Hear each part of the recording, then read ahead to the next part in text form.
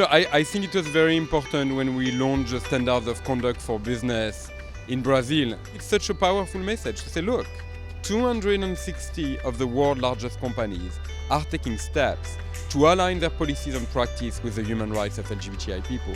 Therefore, it must be important to you too. If the leader in your industry believes that diversity is at the heart of creation and innovation, then maybe you're missing out by not considering the fact that your LGBTI employees are in the closet at work and that trans people would never come to work for your brand because they know that you don't even acknowledge our existence.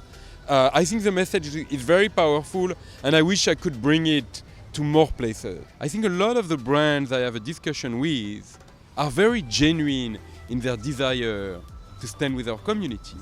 But very often they don't really know what we are asking from them. We have to help guide them in saying, what does it mean to be a friend to our movement? How can you be a friend to trans people? It doesn't mean being at Pride. It doesn't mean having the rainbow in June. It means being by the side of our community when it comes to the hard work of changing hearts and minds, but also of including our community in the business world.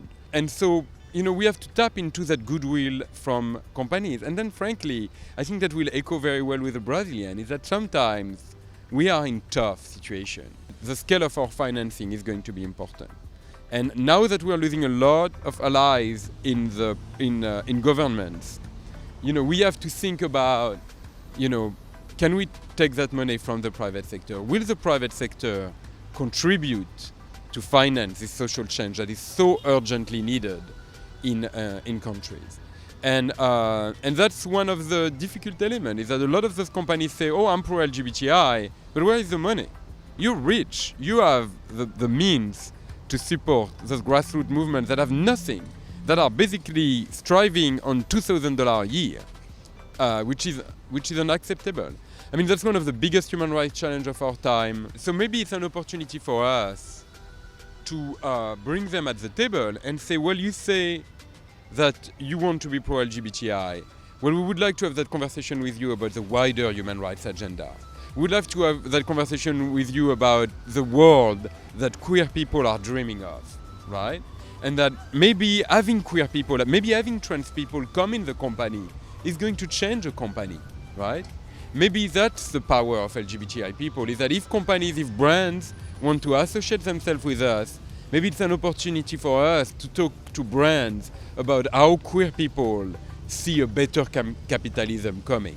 Maybe we have that opportunity, and maybe that's the power of queer people, is to change capitalism for the better.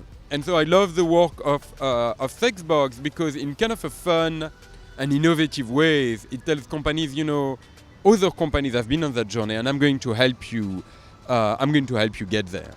And frankly, the fact that Sexbox is led by a trans leader is also extremely symbolic, which is instead of being the usual white gay guy like me that is saying, I'm going to take you on that journey of inclusion, it is the part of the segment of the community that is the most marginalized that is saying, I'm actually the one that is going to take you on that journey.